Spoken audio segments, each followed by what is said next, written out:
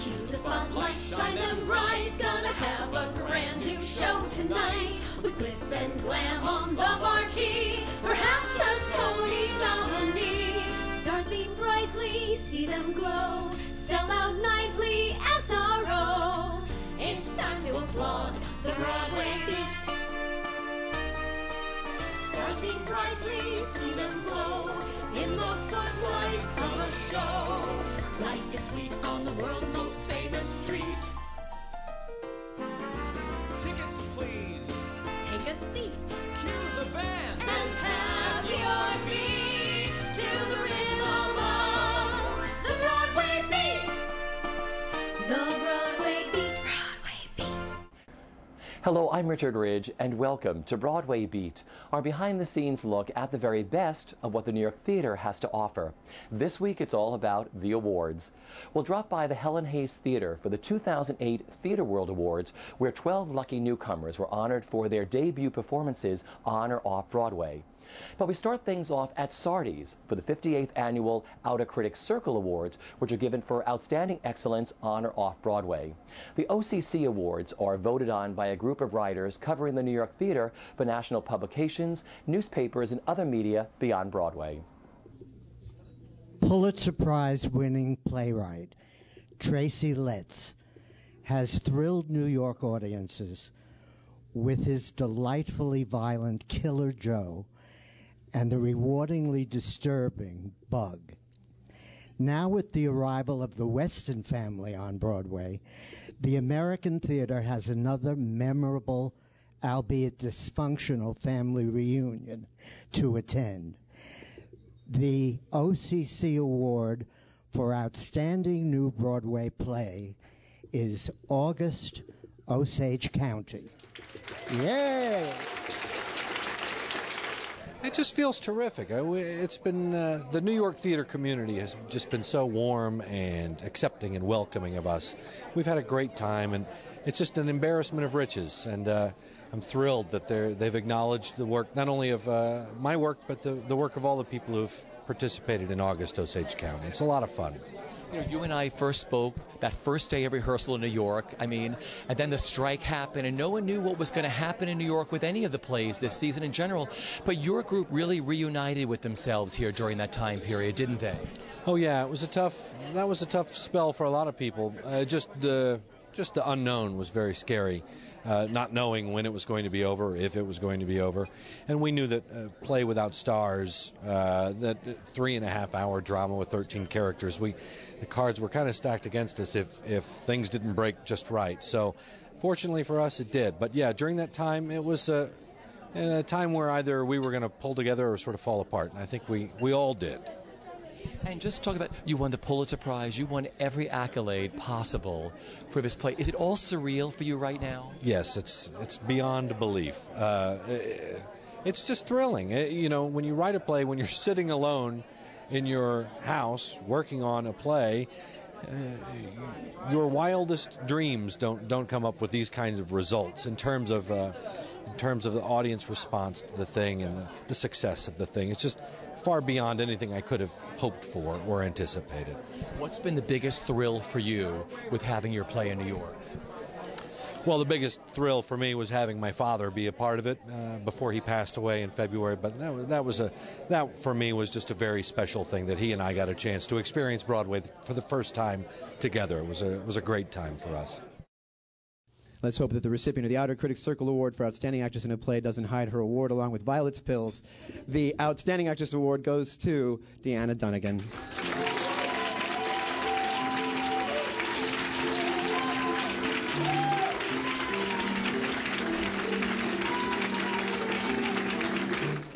I'm stunned. I'm shocked. I'm so thrilled because 99% of my career has been in the outer circle. I counted up 13 states and Washington, D.C. Tell me what it's like working on this show 8 times a week with this wonderful company now at the Music Box Theater. Well, first of all, it's exhausting, as anybody will tell you, but it's so exhilarating when the audience leaps to its feet as one at every performance, and the energy just comes flooding back. It's astonishing, the audience reaction here. Talk about saying Tracy Letts' words in this show. It's wonderful. He's like Albee. He's like, well, Shakespeare, but modern. He's so rich in his language. It's so easy to memorize. It's like a melody. It sticks with you. He writes beautifully. Beautifully.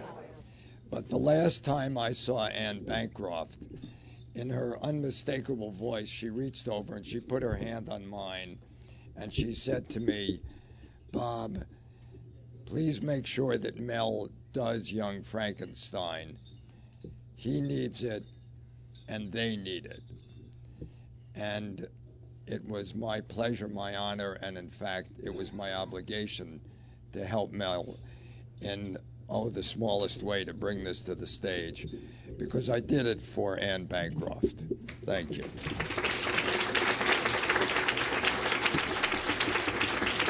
This is Thomas Meehan.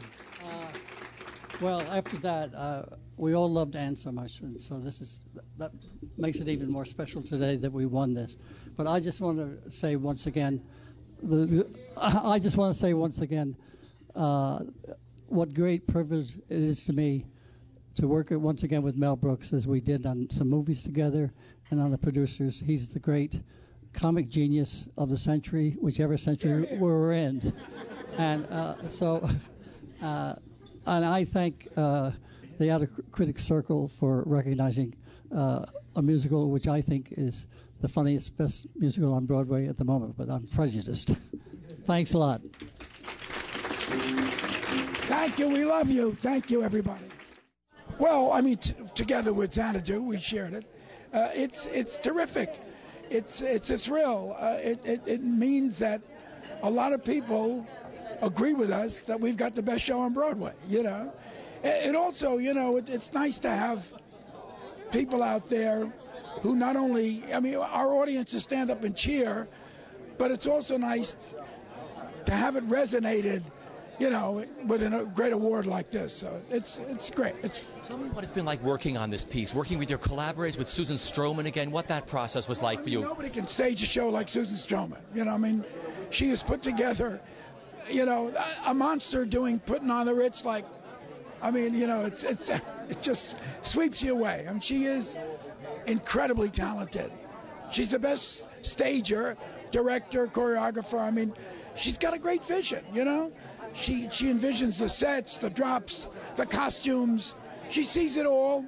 It's all in her mind, and then she struggles and fights, casts it, and then jams it together, and there it is, You have the finest cast you ever could have assembled for your show. I was at it again last Sunday. The audience loves this show. What's been the biggest thrill for you with working on this piece?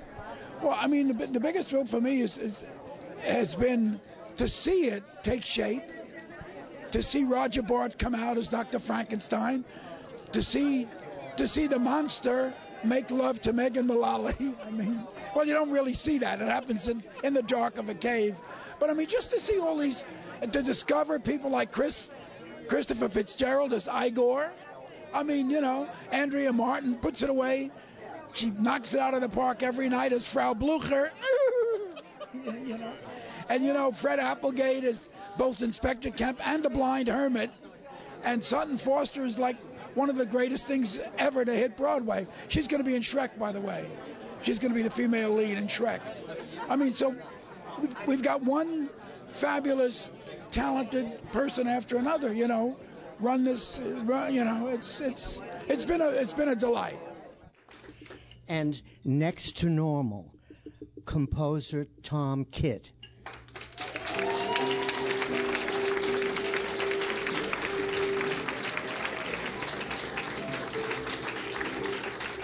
It feels incredible. I'm kind of overwhelmed with the response that Next to Normal has gotten, especially from the awards this season. So I'm very gratified, very honored to be here. And tell me what it was like working on this show for you in general.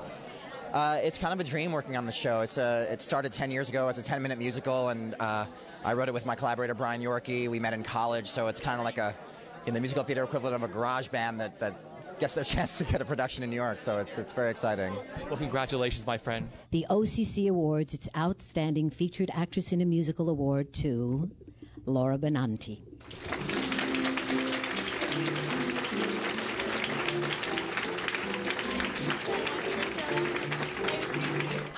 excited and honored to be here and relieved to know that I've already won. This one you knew in advance for. Yes. You'd think I would have a speech, but I still don't. I still am like a jinx-aholic, I guess. I'm too scared to write speeches, so I'll just think of it when I'm up there. You are so remarkable in this show. I spoke to someone the other day, and someone said, I think she's the first Louise ever to win, and win straight across the board. I don't think Louise have ever won for Gypsy. They kept saying, oh, that was a curse for all these years. And I'm like, well, if anyone can break it, Laura can break it. Tell me again, once again, what it's like doing this show 8 times a week and working with this wonderful company. It's a joy. It's not work. You know, I get to go to work and I play. And I get to play with the most brilliant people in theater. So I just feel completely honored. I feel happy every second that I'm there. You know, I never feel like, 8 times a week. I just am ecstatic. I love being there. Just working in the theater in general, what that means to you. Oh, I mean, it's really the only aspect of the entertainment industry that you don't do to become a famous person. You do it because you love it. You do it because of the skill, because of the craft, because you get to do it live in front of however many people you get to do it in front of 8 times a week. And there's something so beautiful to me about that, and the people in the community who choose that as their living. I just think it's wonderful, and I'm grateful to be a part of it. Show everybody first, because it's absolutely gorgeous piece of art.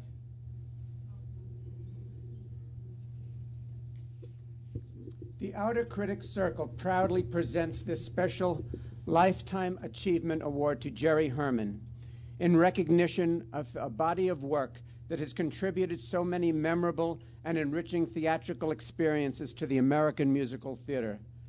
For your understanding of the human experience that you have masterfully instilled in your lyrics and unforgettable melodies, for bringing great joy and an unending source of pleasure to musical theater lovers the world over, the Outer Critics Circle pays you tribute today for your talent, artistry, and generosity of spirit, which shall always endure.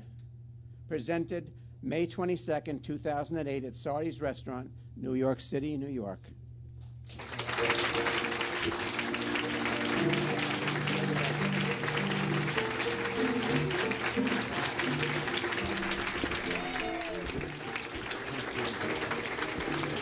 Well, this time is what I call rewards time, because you work your whole life, and then at this age, they honor you, which is very, very lovely and very, very meaningful. But the whole thing has been just a joy. I loved writing songs for the American musical theater, and I love being here now to celebrate all that. You know, you and I spoke the last time with that wonderful screening of your documentary that was done for PBS. What a beautiful night. What did that mean to you? I can't tell you how impressed I was with what Amber Edwards did with that documentary, because it was funny and touching and really, really topped off my life with a wonderful piece of film that'll be around forever. So you are forever young. You look sensational. How do you do it? I have vitamins in the morning, and I swim a lot, and I'm just lucky, I guess. The Helen Hayes Theater, which is currently the home to the hit musical Xanadu, recently played host to the 2008 Theater World Awards, where 12 lucky newcomers were honored for their debut performances on or off Broadway. There's one place for us, somewhere, a place for us.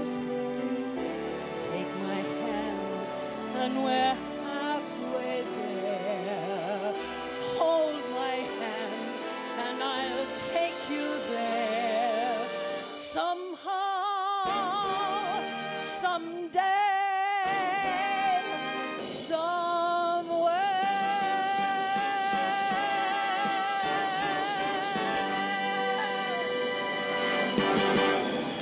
I didn't know the history of it, but I found out they mailed us all the literature, and I found out that this is a who's who of American theater. It's amazing.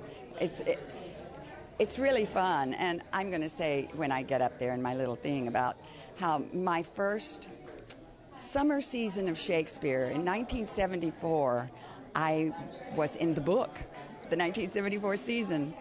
And here I am making my Broadway debut in a major reviewable role.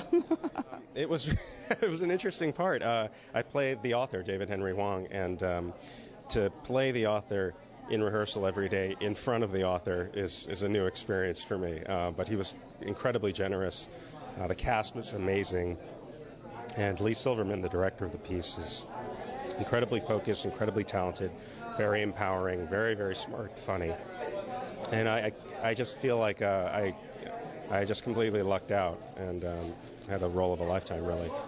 It's really cool, especially when I look at who got it before, and I look at how young they were when they got them. Like now, you know who they are now because they've had so many awards and such fantastic careers. But to see them like when they were really, really, really young and then they first got this, I was like, oh my gosh, this is really cool. You're being honored for your wonderful debut performance in Cry Baby. Talk about what that experience has been like working on this and playing this. I mean, the audience loves your show. I just have fun with it. I've been a part of this since the very beginning, since the very first reading. So for it to finally come to Broadway and to have a full-fledged production like this has been so fantastic. For me, it's so neat to get this award too because I've put so much. I've created the role and I've done a little bit of writing myself in it and added little things that weren't on the page, you know. So it's been fun for me because I've had a lot of freedom. So it's nice to kind of get recognized for what I brought to it, you know. The response from the audience, especially after Happy Talk, that's for myself. Because everyone is used to hearing that done in a completely different manner. And then our director, Bart Scheer, had a completely different vision for Bloody Mary as most people know her. And so there's always a gasp at the end of the song because it's not a cute song. It's something that's very desperate and vulnerable. So that's very special for me. And the other moment that's special for me is the audience reaction 2 times in the night. After There's Nothing Like a Dame, and you have all the guys singing on stage. And after Paolo Jat sings This Nearly Was Mine, we have to stop conversation no matter where we are every single night just to hear the audience reaction to him because he's so magnificent. It's fabulous. It's fabulous. And I think it's such a lovely idea as well to give awards for debut performances. I mean, I'm a little long in the tooth, but it is my debut here, I guess. But I was looking at the list of people who have received this award before, and I nearly fell over. I mean, it's just fabulous. It's a fabulous, lovely thing to be part of and to be playing this role in New York. As you know, I've said it so many times, but it's just a total and utter thrill. And we found out that, you know, we're probably going to be closing soon. So I really feel like I'm going out with a big smile on my face and so many wonderful memories, so many wonderful memories. I am Catholic, hear me roar in numbers too big to ignore. And I'm not gonna hold it back no more. No, you won't deny. C-H-E-H-L-I-C, Catholic with a capital C. That's how you were meant. That's how you were meant. That's how I was made.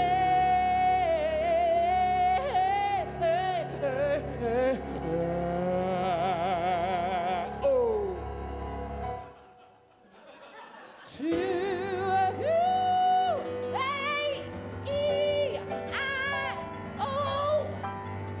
Woo! Oh.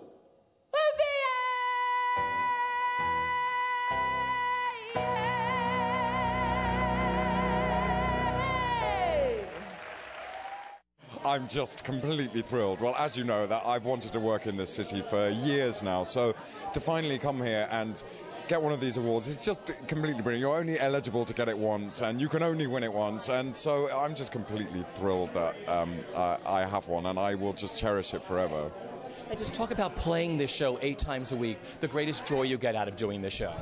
The greatest joy I get out of doing this show 8 times a week is when the curtain comes down and I'm finally dead. Then I can go and have a nice beer. No, I mean, it's thrilling to do this play, and this part is just, I mean, the range of the character is absolutely extraordinary, and you know that's all you want really from a piece of writing, and to work with a stellar cast and the amazing Laura Linney. It's just completely joyful nightly. I was just saying, I feel when I read the materials for what the award is and the genesis of what this award where it came from and what it means, it's so touching that they describe themselves not as a group or a list, but as a family. And I just think that just blows me away to be included in this very prestigious list of performers over the years. But to be considered a theatrical family and a part of that family is just mind-blowing to me. It's way beyond my wildest dreams or expectations. It's wonderful. And tell me what it was like doing this show. I love Adam Bach's work. Talk about the piece and playing this show. Well, Adam Bach is a long friend, and I've done some shows with him in San Francisco when he was living there and writing there. So we have a long history, and this play he wrote when I got engaged. So that workshop was tough, because there I am wrestling with those questions about engagement and settling down for the rest of my life, and I'm working on this Adam Bach play. He has a way of pulling the truth right to the surface, and you can't ignore it, which is what's beautiful about his plays, but hard when you're going through the same thing.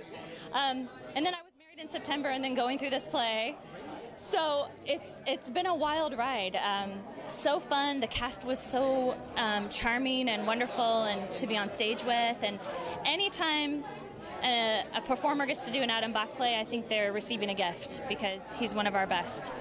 Well, this whole process has been an extraordinary experience to me, and all these awards, all this recognition, this welcoming, to Broadway World, it's something really unbelievable for me. It's something that I'll never forget.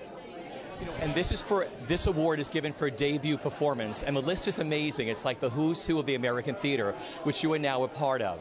How did you find out about this award? Well, I found out about this award through the theater. The theater called me, and they noticed me about this, and I was very, very happy, because it's my first musical, it's my first Broadway show, and it's so good to be recognized with that. It's great. It's like a party each and every time, It's physically my body goes through a lot of work, but that's not how I feel when I'm doing it. I feel really good, and afterwards I'm like very, exuberant afterwards. But it's great. It's fun. You know what? I think it's deeply symbolic of the excitement around these awards, that it's about 1,000 degrees. I'm hoping that, like Tony Blair at a Labour Party conference a few years ago, I don't sweat through my light blue shirt. I'm hoping to maintain an English sang-froid. Well, you have it. Bless you. Now, I know you're presenting today. Who are you presenting to? I'm presenting an award to the incomparable Mark Rylance, and I feel slightly, unworthy. I've been watching his performances my entire career and feeling deeply inadequate as a result. I just think he's the best actor I've ever seen, so it's an incredible honor. Well, the character has certain needs, and certain, the energy of falling in love for the first time with who, in my mind, a woman who's going to be his, life partner. That's a big energy. So once that happens, it's very enjoyable to play. And then the audience is always very different. They always find slightly different things funny. So that's a bit like surfing. I mean, there's a certain energy of getting yourself up on the board, I guess, of turning up. But then really there's a great energy in the story, and in and if you're open to what the audience is bringing, then they're like the waves of the ocean. Once it gets going, you're really going. And I have a lucky part. I don't have to go off and sit off stage a lot. I'm kind of in the midfield, like a soccer player in the midfield, dealing with the ball all the time. So it's very it's almost meditative. In fact, Bradley described it well the other day as a Japanese tea ceremony with tits. Honestly, what's most special now is that the fact that so many people are seeing this show. I think we always believed in the show when we did it at Sundance 3 or 4 years ago. But now the fact that a large amount of audience members, both New York and out-of-towners, are coming to see the show, and that feels good, because I think the story is important. Audiences have fallen in love with your show. Why do you think it is? I think, it's familiar in that it's a coming-of-age story, but the way that it's told is so refreshing that I think people have been looking for that. It's still the Actors Award. You got yours for On a Clear Day, was it? Yes, 1966, I think. Take me back to then and what this award meant to you. Well, I was very young, and of course, On a Clear Day was my first starring role, so that was very exciting. And I had no idea what the Theatre World Award was, and it was a different animal in those days. It hadn't been around that long. And of course, John Willis was from Tennessee, so I'm from Tennessee, and so I thought I had a special connection to it. But I had no idea that it was going to keep happening every year. How many years has that been? It's been many years. I think it's in the early 1940s. That's what, 50? 40s, yeah. 50 years. At least, yeah. For me, I mean. Yeah. Oh, yeah. 50, so I've missed... I almost missed today because I was off 2 weeks. It's on my calendar for the 24th. And then I got a call that I get up here. Right. You know what's very special about this award? For people who are starting out, it sort of gives you that recognition of saying, you did a good job, you're doing the right thing.